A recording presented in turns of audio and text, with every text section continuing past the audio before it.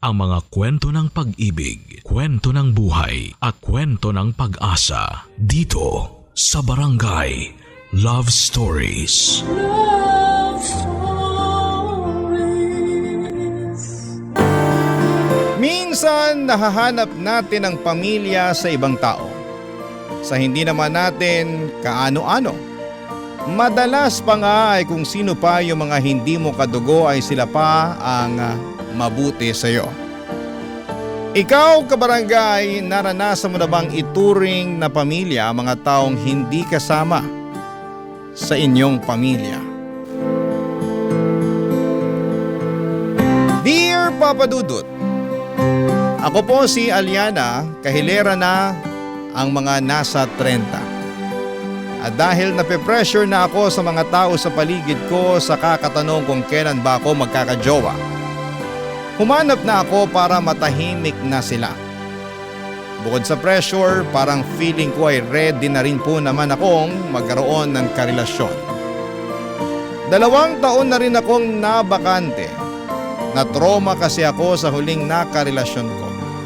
Kaya naman sinumpa ko na ang lahat ng mga lalaki. Hanggang sa bigla kong na-miss yung feeling na merong minamahal.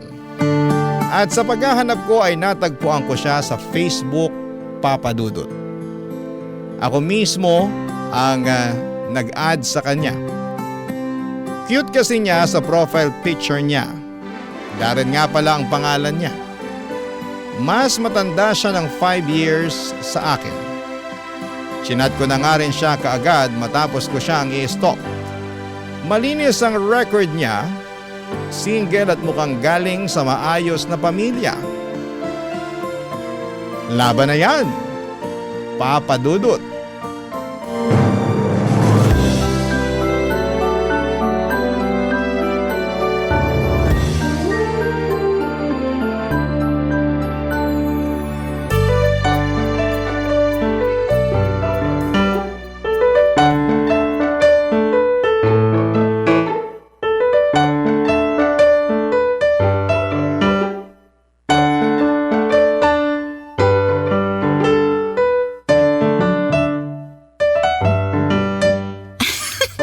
Bagay ko ba talaga yung bangs ko? Oo nga. Ang cute mo kaya. Mukha kang Japanese. Ano ba? Mukha nga akong chihuahua eh. Uy, pa-humble pa siya oh. Para namang hindi niya alam na cute siya. O sige na po, naniniwala na ako. Ikaw talaga, ang lakas mong mangbola. Hindi, tinuruan lang ako ng magulang ko na magsabi palagi ng totoo. Uy, Darren, tawag ako mamaya. Mukhang nandyan na sina mama at papa eh. Uy, tatawag ka ah. Promise mo yan? Oo nga. Ang clingy mo naman. Ewan ko ba? Hindi naman ako ganito nun. Ikaw kasi. Nakipag-video call ka lang. Nahulog na tuloy ako. Kainis to. O siya, bye na. Nako. Akala mo siguro hindi ka namin naririnig ng papa mo, ha? Nasa kabilang barangay pa lang kami, rinig na namin yung hagik-hik mo. Oh, ma, pa. Bakit kasi ang aga niyong umuwi? Di ba ang sabi niyo gagabihin kayo? Umuwi na kami ng maaga kasi nakatunog kami na makikipagharutan ka sa lalaki. Tama naman ang hinala ko. Aba. Iba talaga ang ningning ng mga mata kapag may kaharutan, no, sweetheart? Sweetheart, dapat ba akong kabahan? Mukhang kailangan ko ng ikandado yung pinto para hindi makalabas tong si Aliana. Parang hindi naman pinto ang dapat ikandado kasi mukhang sa cellphone niya nagaganap ang lahat. Nakakainis kayo. Alam nyo, tanong kayo ng tanong sa akin kung kailan ko kayo bibigyan ng apo. Tapos ngayong meron ng alay, saka naman kayo ganyan. Binibiro ka lang naman namin. At dapat kilatisi mo pa rin yan, maliwanag? Huwag masyadong magpadala sa kilig. Unahin ang utak. Bakit hindi po ba kayo kinilig sa isa't isa noon? Kinilabutan nga ako sa papa mo nung una ko siyang makita eh. Mukha mo. Masakit yung sinabi mo ha. Pero syempre, nawala rin yung kilabot nung mas nakilala na kita ng maayos. Nakakakilig ka rin naman pala. Kaya ikaw, Aliana, hindi ka namin pinagbabawalang makipag-boyfriend. Pero kilatisin mong mabuti, ha? Huwag kang bibigay sa mga matatamis na salita ng mga lalaking yan. Masarap kiligin, pero parusa kapag nagkamali. Tumango na lamang ako sa paalala ni na mama at papa sa akin, Papa Dudut. Siyempre andun yung takot na baka magkamali ako ng desisyon sa pag-ibig. Kakikilala ko pa lamang kay Darren ng araw na yon. Wala pa akong makitang mali sa kanya. Siyempre, papakitaan muna niya ako ng mga magaganda. Lahat naman tayo ay ginagawa yon, hindi ba? Kahit naman ako, hindi ko kaagad ilalabas ang barahan ng mga kapintasan ko. Napaisip tuloy ako, may pupuntahan kaya ang pagkakamabutihan namin ni Darren. Hanggang sa binaliwala ko ang doubt sa utak ko. Wala namang masamang mag-enjoy. Tatandaan ko na lang ang sinabi ng mga magulang ko na kumalma lamang at mag-ingat. Hindi naman ako nagmamadali pero sa pagdaan ng ikalawang araw na pag-uusap namin ni Darren, parang mas lumalim ang lahat. Lalo't personal na ang mga usapan at malapit na yon sa aming mga puso, Papa Dudut.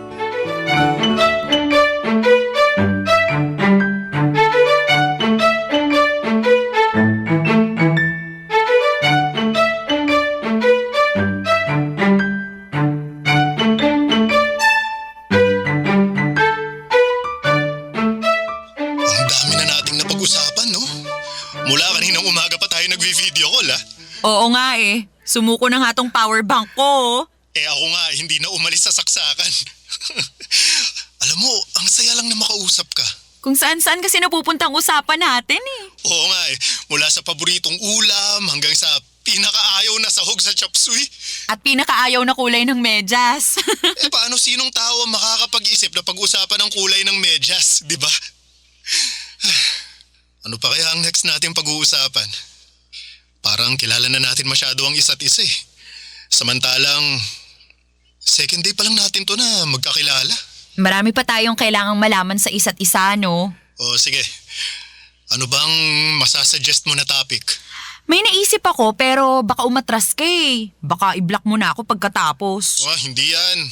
Ano ba? Tungkol sa mga ex? Nako, kayo talagang mga babae.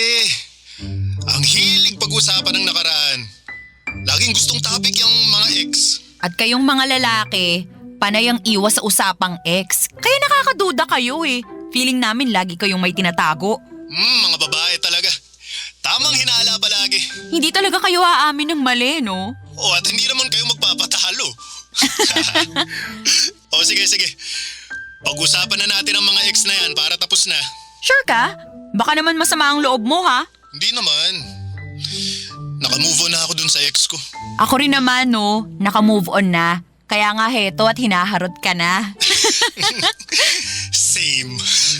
Hindi ko natatanungin kung sino ang ex mo para hindi ako matuksong istalk after nating mag-usap. Pero, sino yung pinakatumatak, pinakaminahal at pinakamasakit na nakarelasyon mo? Yung huli lang. Nagkahiwalay kami 3 years ago. 7 taon kaming magkarelasyon nun. Unang karelasyon na sineryoso ko. Pero sa huli, yun. Iniwan din ako. Bigla akong kinabahan sa 7 years, ha? Ano namang laban ko dun? May laban ka dun, basta loyal ka lang. Niloko ako nun eh. Kaya eggs na agad yung 7 years namin. Alam mo bang nabuntis siya nun? Akala ko sa akin. Yun pala sa ibang lalaki. Inamin niya lang sa akin nung nakunan siya. Pero tinanggap ko pa rin siya. Kaso hindi talaga siya makontento kaya naghanap ulit ng iba. Nabuntis ulit. Pero yun, hindi ko na binalikan pa. Huling balita ko, hindi rin sila nagkatuluyan nung nakabuntis sa kanya. Single mom ang laban niya ngayon. Ang saklap naman pala. Oo nga Ikaw naman? Yung akin, 2 years ago lang nung nagkahiwalay kami. 2 years lang din kami. Pero yun ang pinakaminahal ko sa lahat. Teka, parang ako naman yata ang kinabahan ngayon ah. Yun naman pala yung pinakaminahal mo sa lahat. Ano pang laban ko dun, di ba? Malakas ang laban mo dun kasi wala namang kwentang taong yun. Ako lang yung habol ng habol sa kanya. Sobrang nonchalant. Gusto siya lang ang nakikinabang sa relasyon namin. Hindi siya nagbibigay. Ako bang gumagastos sa lahat samantalang mas malaki naman ang kita niya sa akin?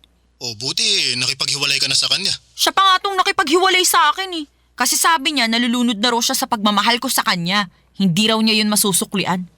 Tanga pala siya eh. Kung ako sa kanya, magbabaon na lang ako ng salbabida para hindi ako malunod sa pagmamahal mo. Parang tanga to. Pinag-usapan pa namin ang ibang mga naging ex namin, Papa Dudut. Mula sa mga masasayang moment na kasama sila hanggang sa gumuho na ang lahat. Pinagtawanan na lang namin ang mga katangahan namin sa pag-ibig noon. At kung ano ang mga natutunan namin sa proseso. Lumalim na ng lumalim ang usapan. Mas nakilala namin ang isa't isa mula noong inopen namin ang topic sa mga nakarelasyon namin. Naniniwala kasi ako na kung sino ang pinili mong karelasyon ay siyang direktang refleksyon mo at mga dapat ayusin sa sarili mo. Kaya noong napag-usapan namin yun ni Darren ay mas nakilala namin kung sino ang isa't isa. Parang yon ang pundasyon namin. Dahil doon ay mas lalo kong nagustuhan si Darren, Papa Dudut. Malibang sabihin na sa ikalawang araw pa lamang na nakakapag-usap kami ay nai-inlove na ako sa kanya ng paunti-unti. Barangay Love Stories. Barangay Love Stories. Nag-leave ako sa trabaho ng 5 araw, Papa Dudut. Parang tinamad ako biglang magtrabaho dahil na-enjoy mag-relax habang kausap si Darren. First time na nangyari yon sa akin. Kasi priority ko talaga ang career ko sa lahat ng bagay. Kilala ko bilang girl boss pero nakakatunaw kasi ang presensya ni Darren, Papa Dudut. Safe na ngang masasabi na in love na ako kay Darren. Alam kong maraming magtataas ng kilay sa inyo sa sinabi ko pero huwag na tayong maglokohan pa. May ganitong moment din naman kayo, hindi ba? Mas lalo nga akong naging sigurado kay Darren nang sumali na sa video call ang magulang ko para makilala na siya, Papa Dudut.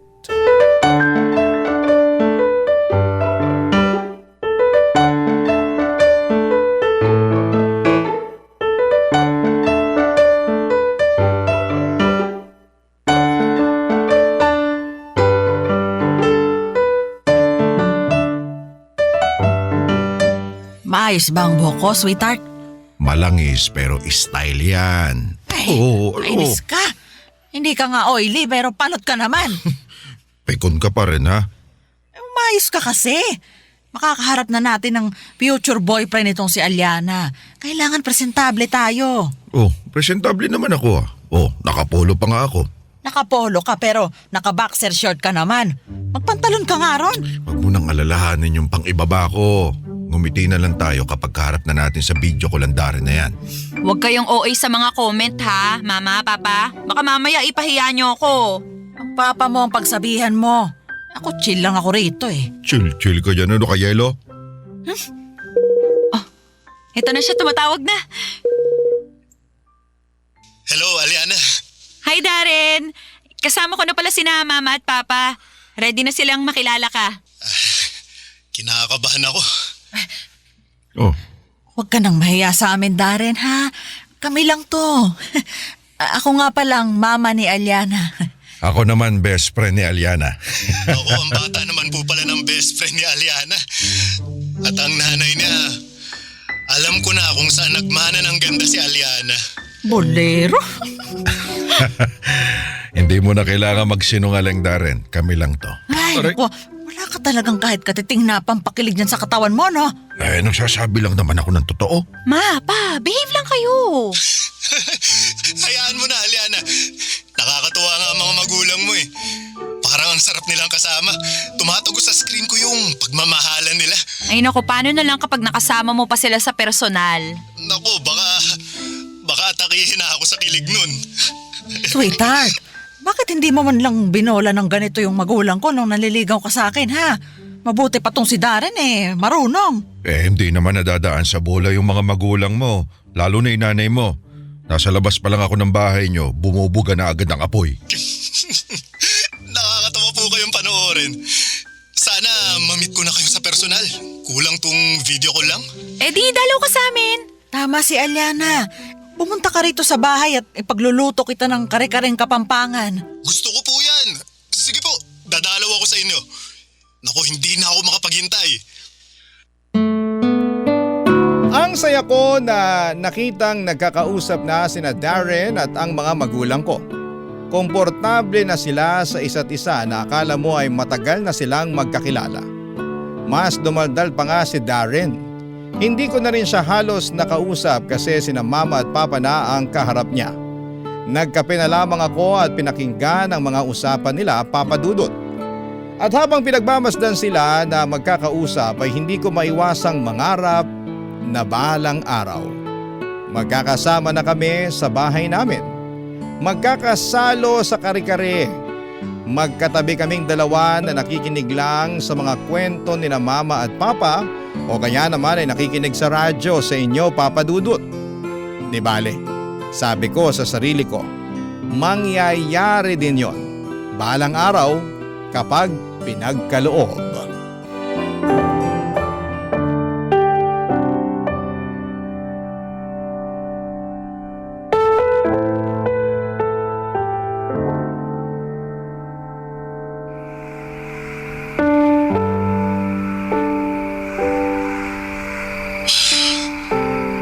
Pasensya ka na kung hindi ko nasagot yung tawag mo kanina. Akala ko, ginuhost mo na ako eh. Ay, pwede ba naman yun? Malay ko ba? Ano ba kasing nangyari sa'yo? Bakit hindi mo sinasagot ang tawag ko? Online ka naman kanina.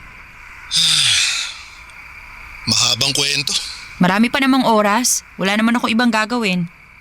Pwede ko ba malaman? Hindi ko alam eh. Nakakainis. Baka madamay lang din yung mood mo. Eh kaysa naman mag-overthink ako rito, di ba? Mas gusto kong malaman na. Hinintay kita magdamag. Kailangan ko ng rason mo. Okay. Sige.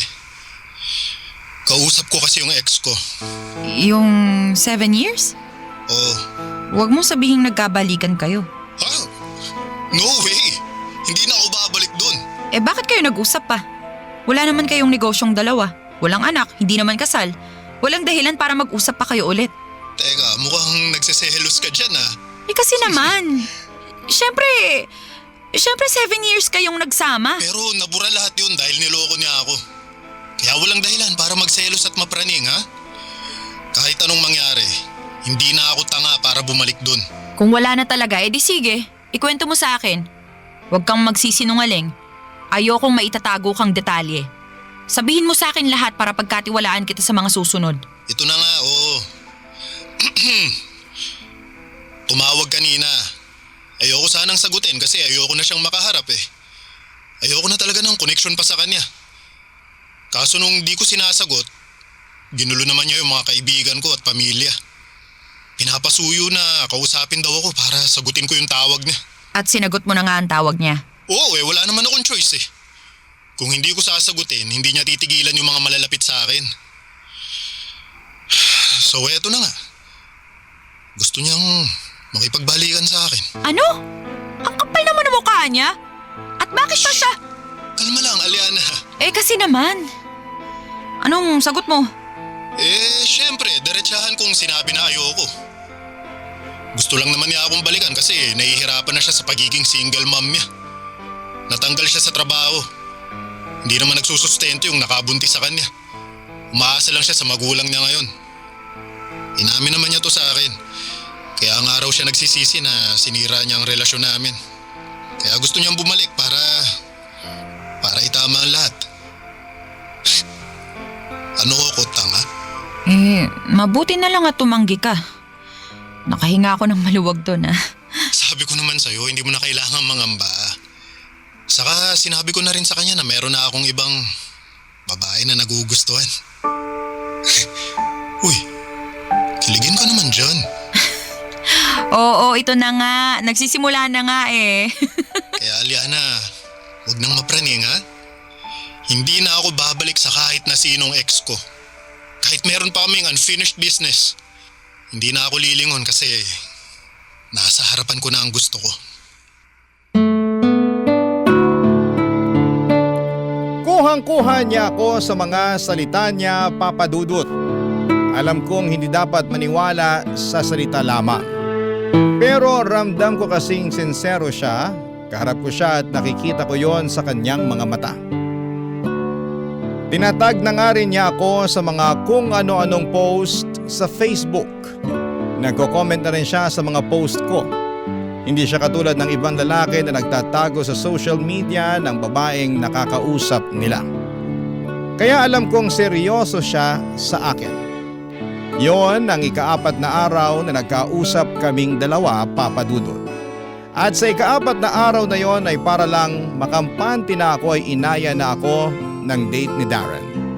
Inaya na niya akong lumabas. Gusto na niyang magkaharap kami dahil hindi na raw siya makapaghintay pa. Pumayag ako kaagad, Papa Dudut. Walang kasing saya at sa wakas ay makikita ko na sa personal ang lalaking muling nagpatibok ng aking puso, Papa Dudut. Barangay Love Stories. Barangay Love Stories. Ika-5 araw ng pagkakilala namin ni Darren. Yun din ang araw na magkikita kaming dalawa, Papa Dudut. Noong umaga ay nakapag-usap kami para sa additional na plano. Kakain kami sa isang resto na sikat sa mga vlogger. Si Darren ang nagsuggest noon, Papa Dudut. Dadalhin daw niya ang motor niya para makapag-rides din kami sa Antipolo. Magkakape kami sa isa sa mga tagong view decks doon. Kilig na kilig ako sa mga plano niya. First time kasi na lalaki ang nagplano ng date. Yung mga ex ko kasi ako raw ang bahala na. Walang initiative. Ayaw ko ng ganon. Mabuti na lang at hindi gumaya si Darren sa style ng mga ex ko. Mas lalo tuloy akong nagkagusto sa kanya, Papa Dudut. Pagkatapos ng tawag namin ay sinimulan ko nang maghanap ng isusuot at nagpatulong ako sa mga magulang ko.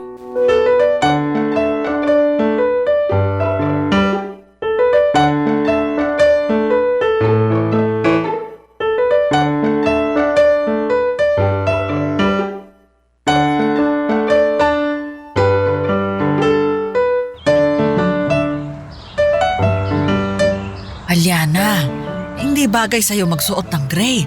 Mukha kang pupunta sa lamay. Tsaka ang putla mo riyan. May dugo ka pa ba? Thank you sa support ha. Best parents talaga kayo, no? Parang mas bagay mo tong pula. Masyadong maiksi yan. Baka hindi makapag-focus sa usapan nila si Darren. Tama ang papa mo. Sunugin mo nga itong pulang dress na to. Huwag mo na itong susuot ha. OA talaga? Itong violet na dress. Pwede naman yan kung gusto mo magmukhang talong na naglalakad. Alam niyo, minsan iniisip ko talaga kung mahal niyo ako. Shush!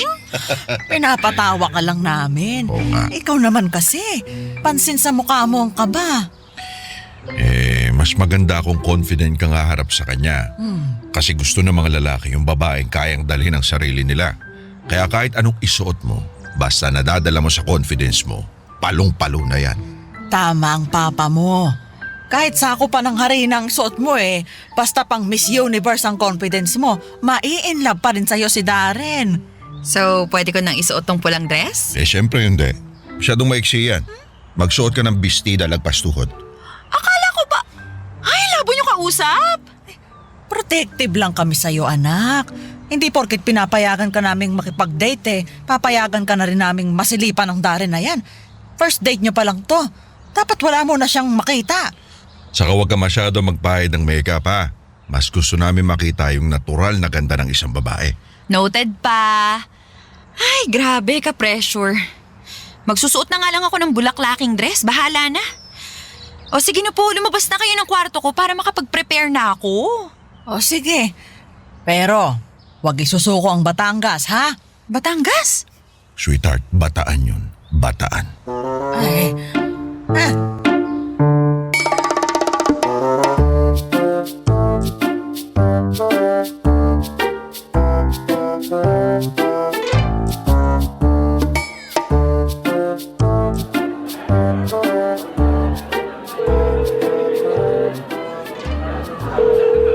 Dari, nasan ka na ba? Bakit ba hindi mo sinasagot ang tawag ko? Online ka naman. Hello, ma'am. Ay, ready na po ba kayong umorder? Pwede ko na po bang dalhin yung menu? Pwedeng mamaya na. Wala pa kasi yung kasama ko mukhang na-traffic. Sure po, ma'am. Pero remind ko lang din po kayo Malapit na kaming mag-last call sa orders. Okay, sige lang. Parating na rin yung kasama ko. Saglit lang ha. Sure po, ma'am. Sige po.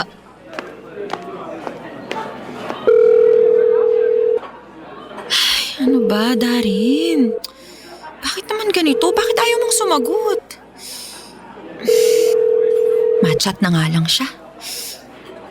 Darin, nasan ka na? Malapit nang mag-last call. Dito sa resto. Kung malilit ka, i-chat mo na lang sa akin yung order mo. Isisend ko sa'yo yung picture ng menu. Miss? Miss? Ready to order na po, ma'am? Kukunin ko lang yung menu sana. Isisend ko sa kasama ko para makapili na siya. Thank you. Sure, ma'am. Wait lang po. Sinend ko kay Darren ang menu ng restaurant pero kahit online siya ay hindi niya sinin. Hindi siya nag-reply. Ilang beses ko siyang tinawagan pero wala pa ring sagot, Papa Dudut.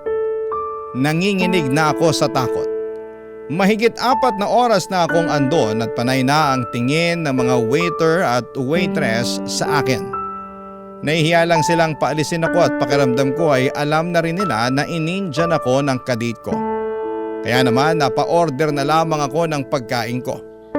Lumapit na rin kasi ulit ang waitress sa akin para ipaalala na last call na. Halos hindi ko malunok ang kinakain ko dahil sa sama ng loob. Alam kong hindi na darating si Darren at hindi ko napigilang umiyak. Kahit pinagtitinginan na ako ng mga tao, wala na akong pakialam. Hindi ko na inubos ang pagkain ko. Umalis na ako. Umuwi na ako ng bahay, panayang check ko sa cellphone ko habang bumabiyahe ako. Umaasa pa rin ako na baka mag-reply si Darren at humingi ng sorry. Tatanggapin ko naman yun Pero nakarating na ako sa bahay ay wala pa rin akong natanggap na mensahe mula sa kanya, Papa Dudut.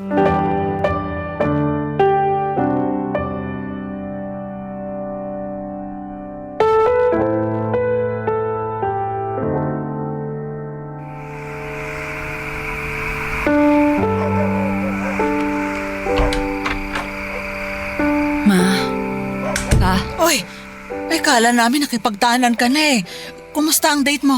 Anak, halika. Balita mo kami. Ma. Pa. Oh, bakit malungkot ka? May masama bang nangyari? Anong ginawa niya sa'yo, ha? Saan babae niya para maitumba ko na? Hindi niya ako sinipot sa date namin.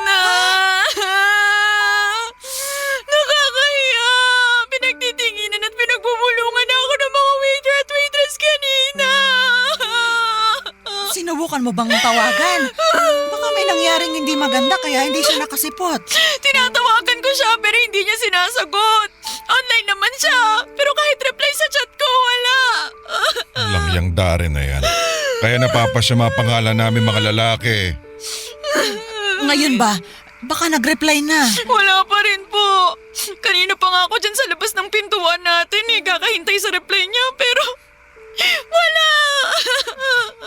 Anak, huwag mo nang kakausapin yan ha. Walang kwentang lalaki yon. Makakita ko lang yan, ihahampas ko yung TV sa kanya. Makikihampas na rin ako. Buisit siya ha? Pinaghandaan mo tong date ninyo. Abay, nagpa-facial at nagpa-nail extension ka pa. Tapos hindi siya sisipot? Hala, lugi sa investment.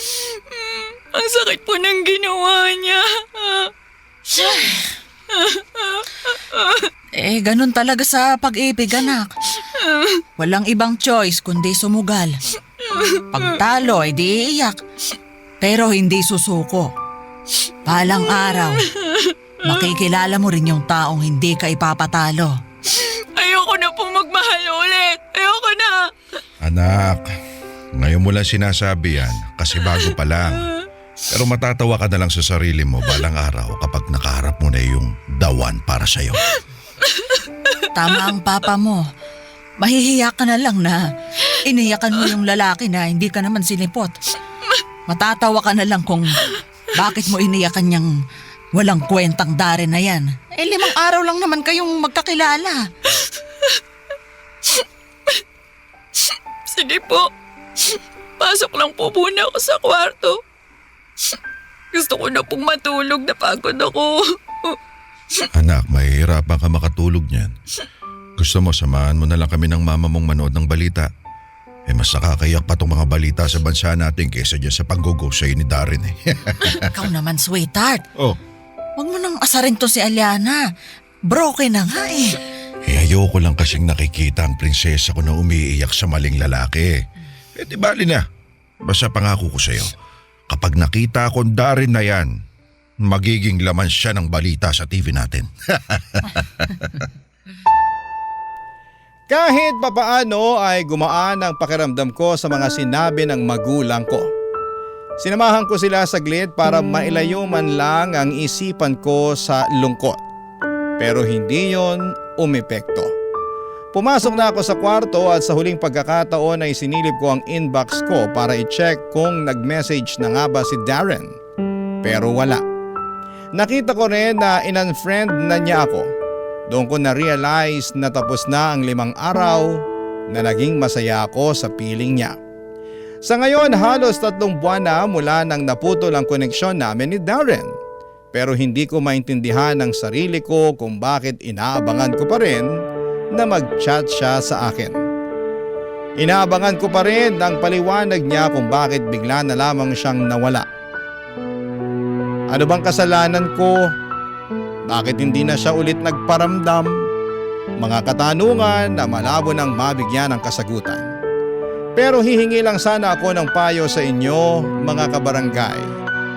Minsan din ba naging ganito kayo? Umasa at naging dinulo sa saglit na saya na bigay ng ibang tao. Maraming salamat po, ang inyong kapuso at kabarangay forever, Aliana. Nalilito pa rin sa live ang ating kabarangay. Ano kaya ang maipapayo mo sa kanya? Ibahagi mo yan sa ating comment section para mabasa rin niya.